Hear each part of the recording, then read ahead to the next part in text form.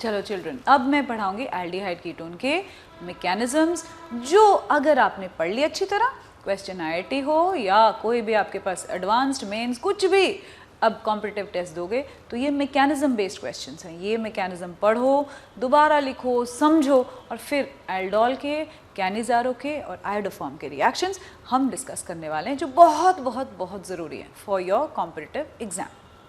तो सबसे पहले आयोडोफॉर्म या हैलोफॉर्म रिएक्शन क्या है, तो पहले समझते हैं। हम लिख रहे हैं हैलोफॉर्म, बट ये टेस्ट क्या है? This is general,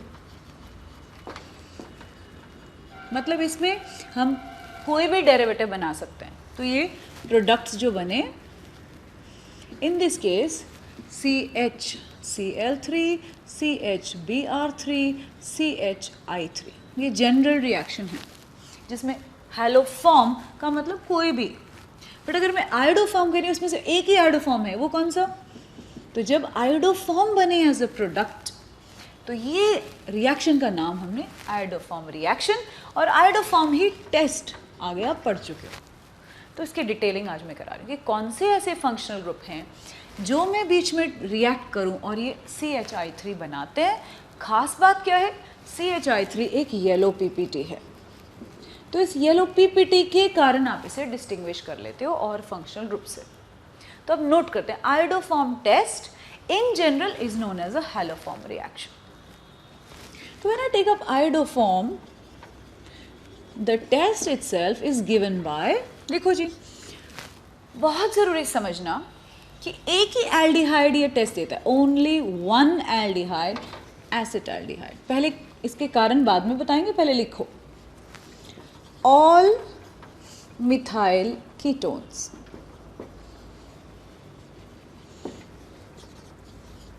only 1 degree alcohol which is ethanol, और कोई भी नहीं, specific, only one aldehyde and only one degree alcohol, and lastly all 2 degree to all। ये तरीका समझाती हूँ ये क्या कह रही हूँ। All of these give haloform reaction and they also give an iodoform test. In general what do I react it with?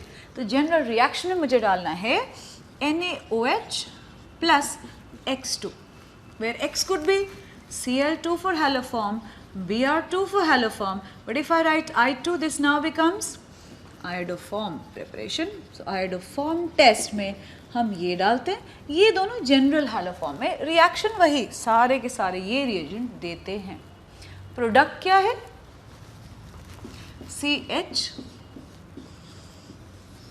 general again, out of which only one is a yellow precipitate, hence this is a test।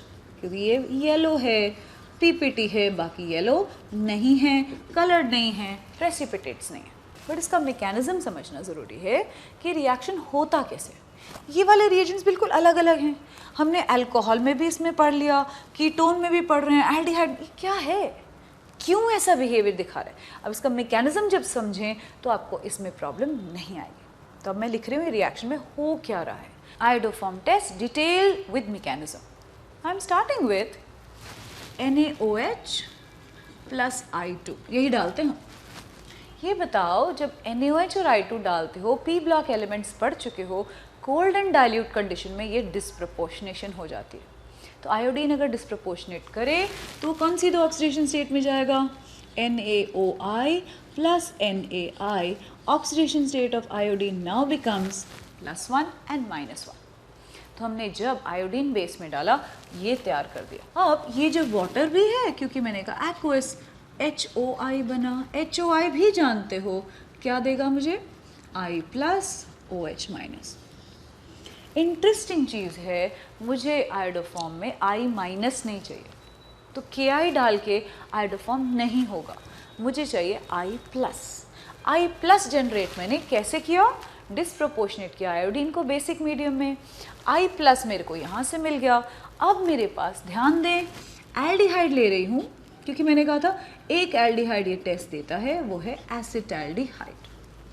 Alpha hydrogen की ध्यान रखें, क्योंकि ये एक electron withdrawing group है, alpha hydrogen acidic है, बीच में मैंने बेस डाल रखा है और I+ भी है। तो स्टेप 1 ये हुआ कि इन दिस केस ये शिफ्ट हुआ, इलेक्ट्रॉन विथड्रॉइंग ग्रुप था, हाइड्रोजन एसिडिक था, तो हाइड्रोजन एसिडिक को अगर ये वाला बेस जो मैंने NaOH डाल रखा है H+ को लेके जाए, इलेक्ट्रॉन्स आपके यहीं रुक जाएं, तो पहला इंटरमीडिएट कार्बन आयन जो बना वो है रेजोनेंस स्टेबलाइज्ड। पहचान रहे हो रेजोनेंस की कंडीशन, डबल सिंगल माइनस। तो I have an enolate which has been formed, इसीलिए ये रिएक्शन आगे माइनस। अब जब मेरे पास ये मॉलिक्यूल है, मीडियम में I+ है, तो नेगेटिव जो है कार्बन वो इस I को अट्रैक्ट करेगा प्लस, और ये आपका पहला स्टेज हुआ कि CH2, now you have an I+ which is attacking, so one I comes, I get CHO.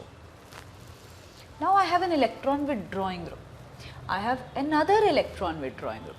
ये जो दो हाइड्रोजन हैं पहले से ज़्यादा एसिडिक हो गए हैं अल्फा पोजीशन पे, अगर I+ और है, बेस मेरे पास है, तो ये वाले अगले दो H एक एक करके निकलेंगे और तेज निकलेंगे, और ये दो सीरीज ऑफ रिएक्शन में क्या लग गए, पहले 3 H जो हैं एक एक करके निकले, पहला एक निकला, अब दूसरा H निकलेगा बेस के साथ, फिर I+, तो ये कह रही हूं मैं, ये बन गया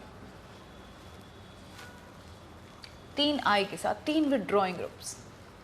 अब अगर मैं इसके अंदर बेस और हाइड्रोलिसिस कंटिन्यू करूं तो क्या होगा, क्योंकि अब हाइड्रोलिसिस का स्टेप है, तो हुआ ये कि अप्रोच किया और आपके पास CI3, COH, O- and H। The moment ये वापस शिफ्ट करेगा सारे विथड्रॉइंग ग्रुप्स या लीविंग ग्रुप में, पहचानो ज़रा सबसे अच्छा लीविंग ग्रुप CI3 है। वो जैसे ही बाहर गया तो I have got what, CI3- plus H, ये वापस COOH नहीं, माइनस, क्योंकि मीडियम क्या चल रहा है अभी भी, बेसिक। तो ये आपके पास फॉर्मेट आयन, साथ में CI3 में वाटर है, क्योंकि CI3 carbon with negative is a very good base, वो वाटर में से H ले ले तो CHI3, किस तरह का प्रेसिपिटेट, येलो प्रेसिपिटेट बन गया। साथ में क्या बना, sodium salt of the acid, क्योंकि मैंने NaOH डाला था।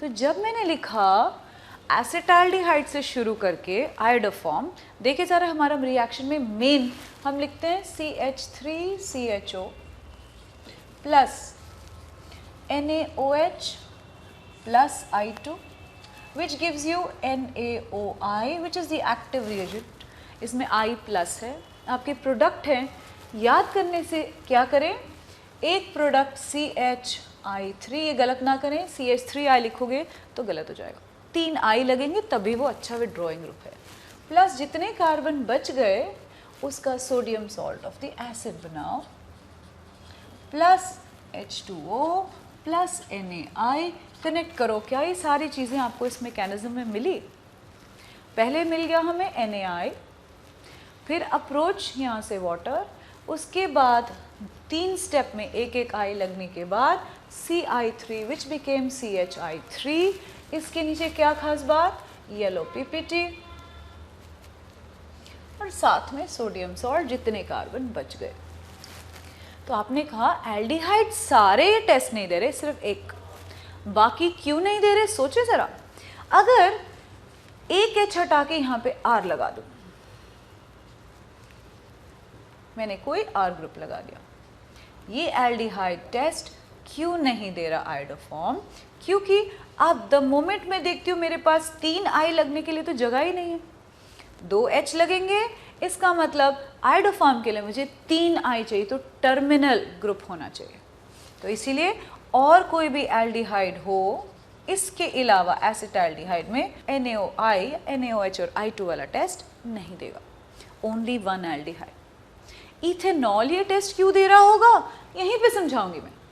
क्योंकि आपने कहा ये +1 ऑक्सीडेशन स्टेट है, तो +1 is a good oxidising agent.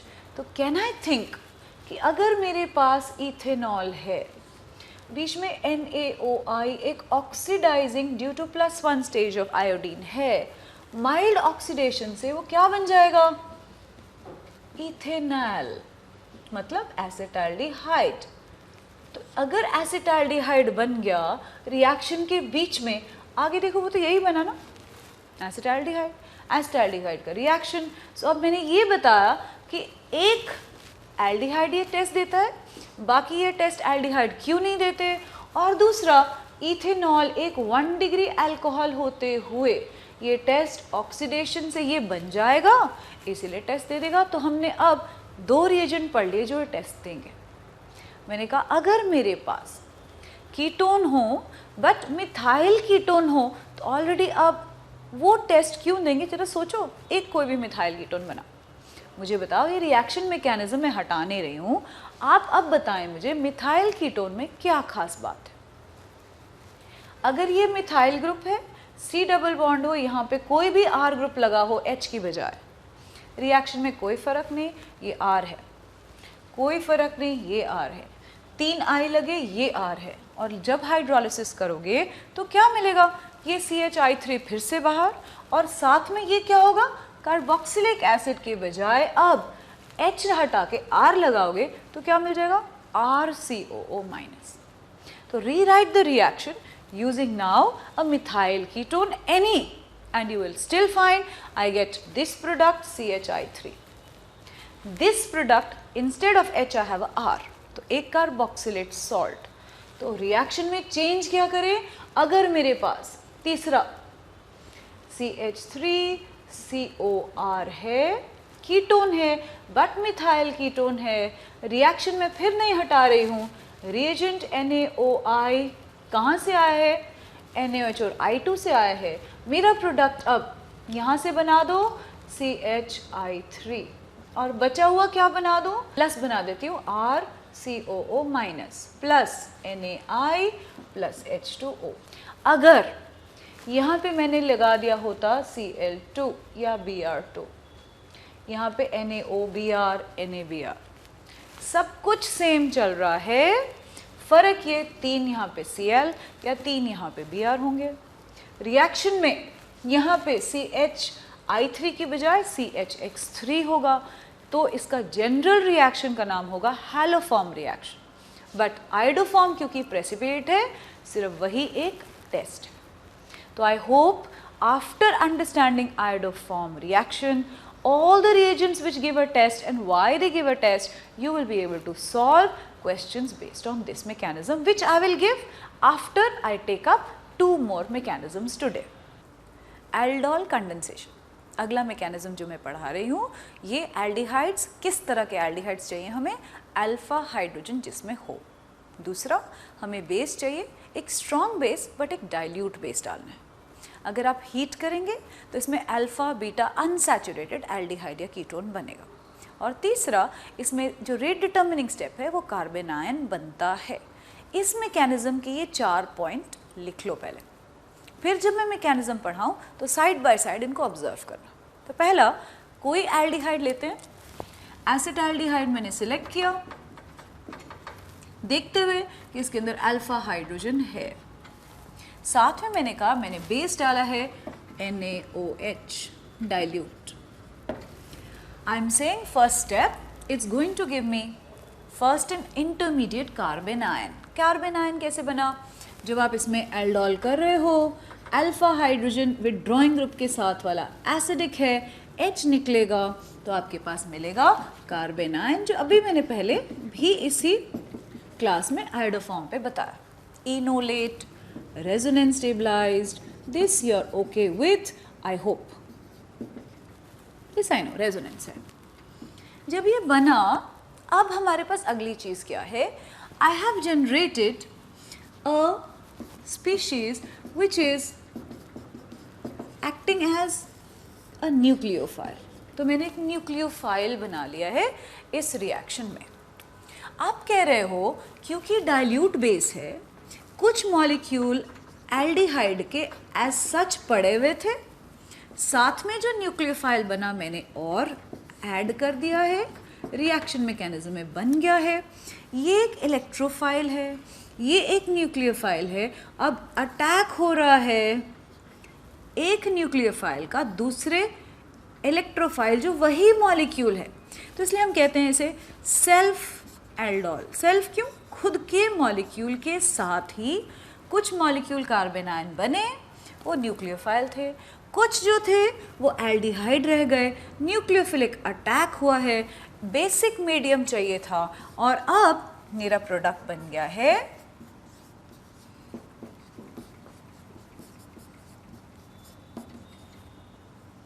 देखो कनेक्ट करें ये मॉलिक्यूल, इसके अंदर जैसे O- शिफ्ट हुआ, एक कार्बन कार्बन नया बॉन्ड बना, ये H मैंने ऊपर लिख दिया, ये CH2 CHO। अब आपके पास डबल हो गए कार्बन एटम, तो एल्डोल में कार्बन एटम डबल होते हैं। ये अगली चीज़ देखिए, सबसे इंपॉर्टेंट चीज़ अब क्या होने वाली है कि वाटर जब है मीडियम में, यहाँ पे एक OH लग जाएगा वाटर में से, तो मेरे पास CH3 CHOH CH2 CHO present है। देखो जरा फंक्शनल ग्रुप कौन से आ गए, इसका नाम एल्डोल क्यों है? एल्डिहाइड और अल्कोहल दो फंक्शनल ग्रुप जनरेट जब हो जाए मॉलिक्यूल में, दो के जुड़ने से, तो हम इसे कहेंगे एल्डोल बना। बट रिएक्शन का नाम एल्डोल, ये मतलब नहीं कि कीटोन नहीं हो सकते, कीटोन भी हो सकते हैं जिसमें अल्फा हाइड्रोजन हो, ये दिमाग में रखना है पॉइंट। हम पहुंच गए एल्डोल पे, बट अगर मैं इसे 100 डिग्री हीट कर दूं, तो देखिए जरा 100 डिग्री हीट करने पे क्या होने वाला है। अगर मैं अब लिख दूं CH3 CHOH then CHH CHO, वही रिएजेंट जो अभी बना था एल्डोल। अब मैंने इसको अगर हीट किया 100 डिग्री सेंटीग्रेड पे, तो अब एलिमिनेशन हुआ है और मेरा प्रोडक्ट है अल्फा बीटा अनसैचुरेटेड एल्डिहाइड, या in this case aldehyde, but it could also be a ketone. Alpha beta unsaturated aldehyde या कीटोन, इसका नाम देखो ब्यूट, नंबरिंग इधर से 2En1L। ये बताओ ये हुआ कैसे होगा? बेस मेरे पास अभी भी है, हीटिंग एलिमिनेशन करता है। हीटिंग इसमें फेवर क्यों हो रही है? क्योंकि कॉन्जुगेशन देखो बन रही है, डबल सिंगल डबल, इसीलिए हीटिंग करने पे लॉस ऑफ वाटर हुआ, कॉन्जुगेशन का फ़ायदा मिलता है और ये आपका अब प्रोडक्ट बना जो इसका कॉमन नेम है क्रोटन एल्डिहाइड। तो croton aldehyde common name has been formed by aldol condensation of ethanal acetaldehyde। जरा देखें क्या हम इसे कोई शॉर्टकट तरीके से समझ सकते हैं, क्योंकि हर बारी मैकेनिज्म क्वेश्चन करने में लिखेंगे तो बहुत टाइम जाएगा, मेरे पास टाइम लिमिटेड है, मेरा आंसर भी सही होना चाहिए, तब ये शॉर्टकट समझो।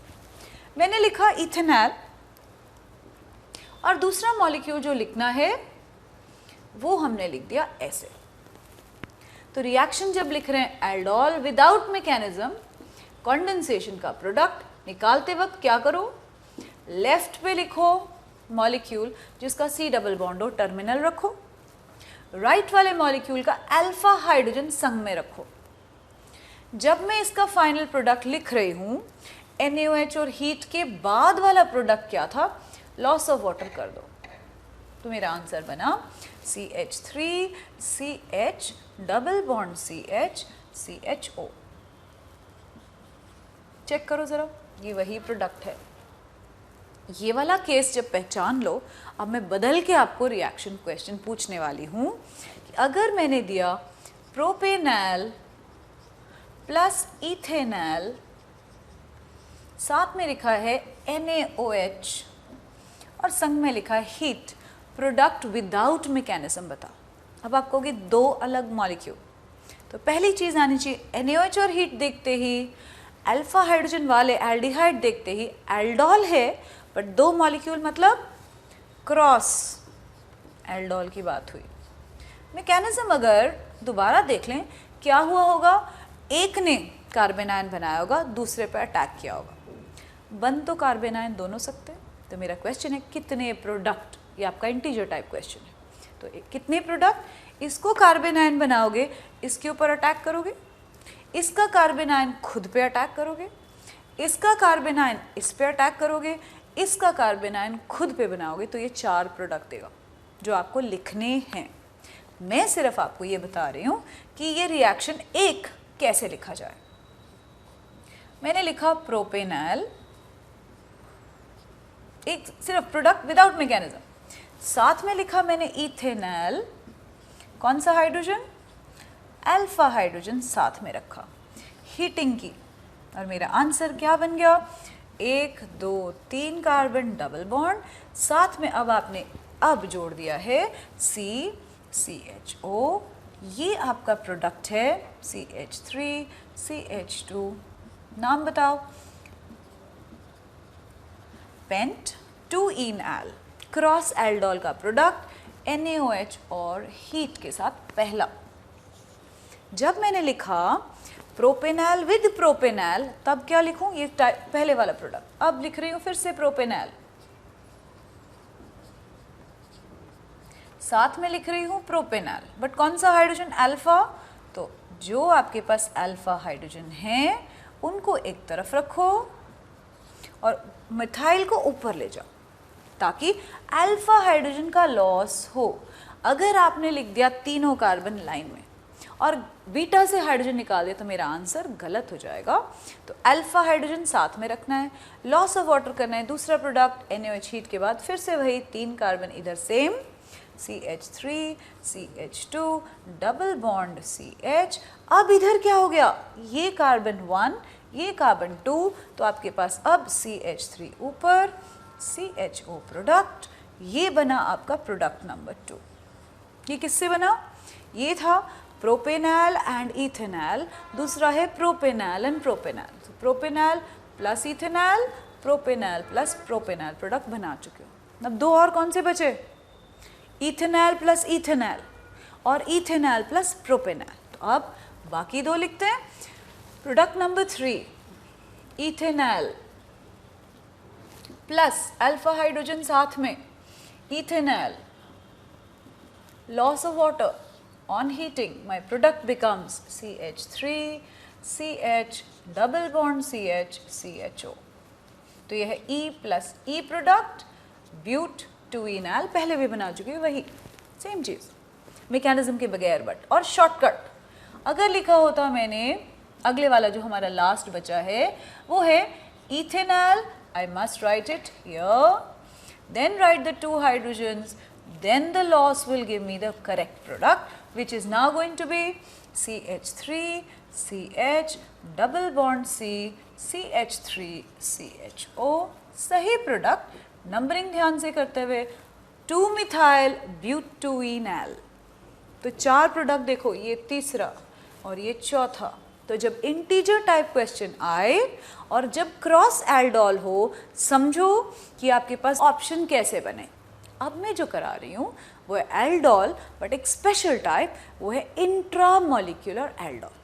पढ़ाऊंगी पर पहले एक IIT क्वेश्चन से ही देखते हैं। जब इंट्रामॉलिक्यूलर हो मुझे पहचान में कैसे आएगा ये कैसे एल्डोल है, पहले वहाँ से शुरू करते हैं। मैंने लिया साइक्लोहेक्सीन, एल्कीन पढ़ चुके हैं, कौन सा रिएक्शन लिखा है, ओजोन CH2Cl2, कौन सा रिएक्शन, ओजोनलिसिस। स्टेप 2 में आपने किया है हाइड्रोलिसिस विद जिंक। क्या याद किया मैंने कि इसमें मेरे पास कुछ ऐसे होने वाला है, डबल बॉन्ड टूटेगा, तोड़ दो, दोनों तरफ आपके पास, अब क्योंकि सब्स्टिट्यूशन नहीं है तो आप कहोगे एल्डिहाइड बन गए 2, तो थोड़ा सा अच्छा रिप्रेजेंटेशन करते हैं। एक डायल बना 1 2 3 4 5 एंड 6 कार्बन पे, उसके आगे X तो मैंने बना लिया, यहाँ से X आगे क्या है, ये NaOH हीट। जब मेरे पास एल्डिहाइड हैं और साथ में NaOH हीट लिखा है, मेरे कनेक्ट होना चाहिए इमीडिएटटली अल्फा हाइड्रोजन ढूंढो। अगर अल्फा हाइड्रोजन है, हो सकता है एल्डोल हो, तो अल्फा हाइड्रोजन है कि नहीं, 2 पोजीशन पे भी 2 H है और 5 पोजीशन पे भी 2 H है, तो एल्डोल हो सकता है क्योंकि अल्फा हाइड्रोजन मुझे दिख रहे हैं,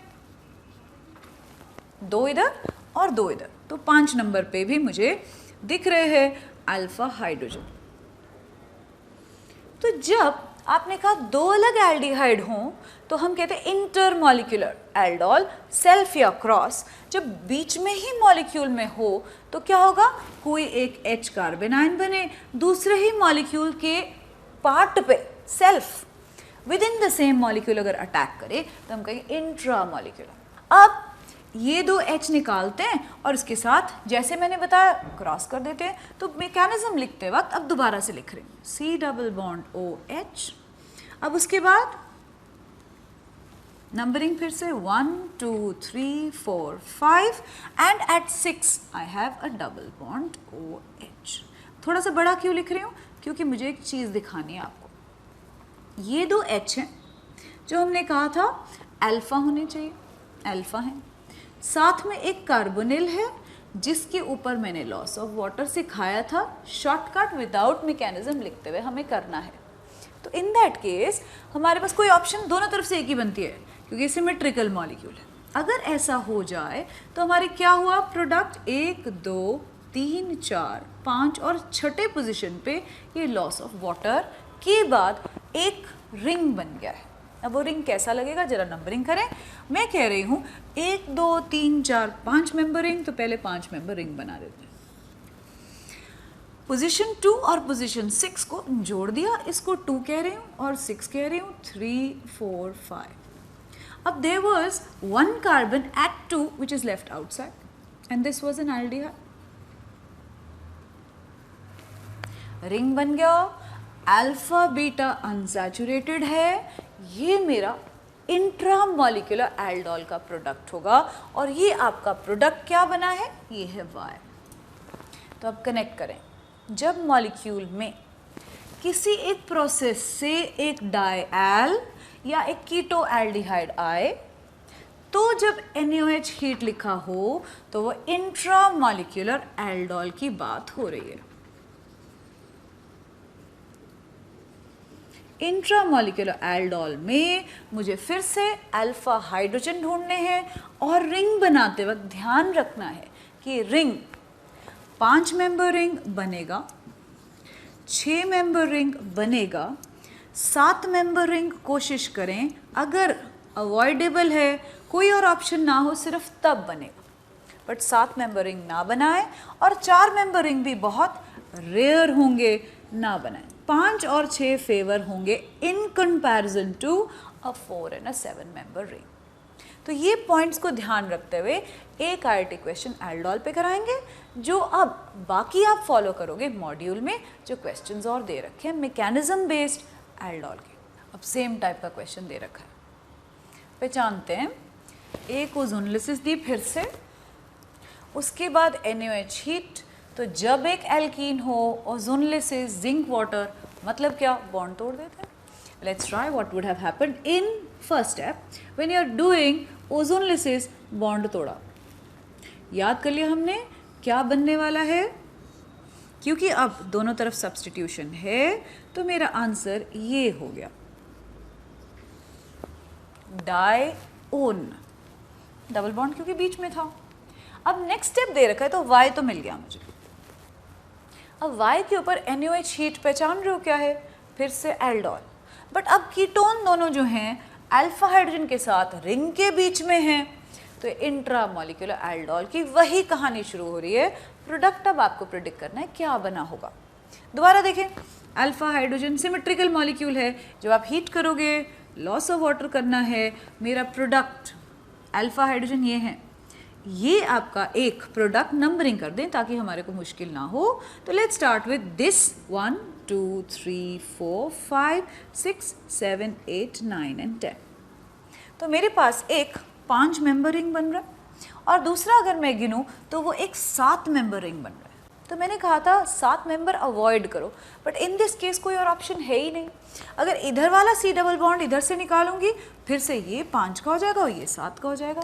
तो I have no other option, I have to have only one product, there is no other option here. तो मेरा 2H अगर मैंने निकाले, क्रॉस करने के बाद, नंबरिंग करने के बाद, my answer now becomes, let's form a ring once again. जैसे मैंने लिखा ऐसे लग रहा है, अगर ये 1 है, ये 2 है, 3, 4, 5 के साथ उसको डबल बॉन्ड बनाना है, और at position 6 I have a double bond O which is outside. This is what I should get. अब इसको थोड़ा बेटर बना के लिखे तो एक 5 मेंबर रिंग दिखा, एक 7 member ring, alpha beta unsaturation दिख रही है, तो हमारा आंसर सही हो गया है। और कोई ऑप्शन क्यों नहीं बनी? क्योंकि सिमेट्रिकल था।